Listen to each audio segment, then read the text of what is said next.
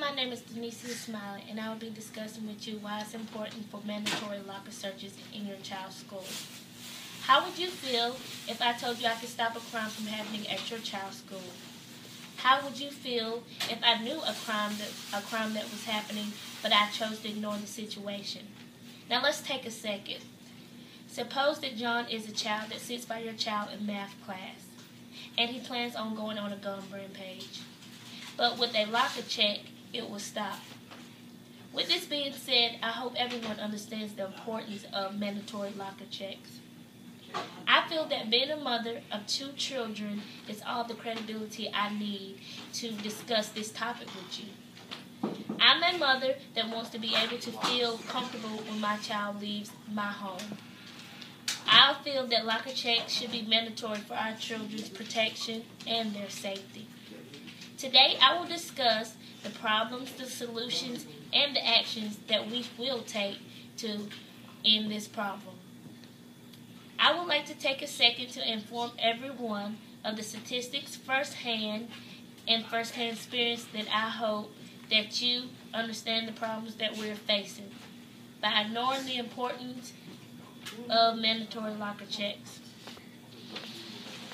According to the statistics from the National Center of Education Statistics between 2009 and 2010, about 74% of public schools recorded one or more violent incidents.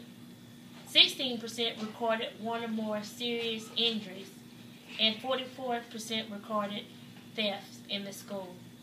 According to the Decatur Daily, Alabama schools follow the laws and policies based on the Federal Gun-Free Schools Act, which was passed in 1994, which already places strict restrictions on firearms at schools. Being that I'm a young adult and I have seen a lot of kids get involved with drugs, when people get on drugs, it limits their ability to function and takes over their behavior. The last thing I would like to discuss is to get you involved to help solve the problem that we have with school violence. I will discuss 3 ways and they are as follows. If you feel strong about the situation, as I do, about the mandatory locker checks, go to your local Board of Education and express how you feel about the situation. Speak out in the community to the younger youth to let them know how it is important not to carry weapons into the school and not to even be involved with gangs or drugs around the community. Have your community start up a petition for mandatory locker checks. That means get together with a group of parents and go up to the school and make sure that this is done for the safety of our children. Last, contact your state senators. Get involved with your local government. Make sure that our voice is heard so that no other child continues to get hurt in our school. The purpose of my speech today was to get you to understand the importance of mandatory locker checks.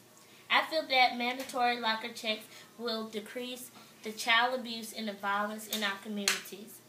I really feel strong about this topic, and I challenge each and every one of you to feel the same way as I do and take action.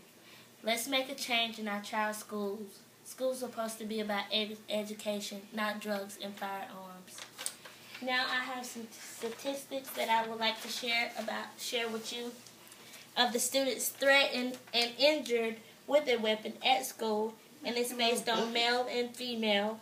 And as you can see that the male has the higher rate than the female, which is 12%, and this was in 2009-2010.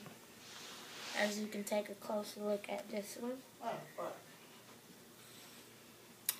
The next one we will be talking about here is the percentage of students who carried a weapon to the school, and this is also about gender. And you can see the male and the female, and as you see again, the male is overpowering the female by 18%, and that's in 1993. As we move on to 2007, you do see a slight decrease, and it comes up to 9% because of the laws have got stricter. Thank you for your time and patience.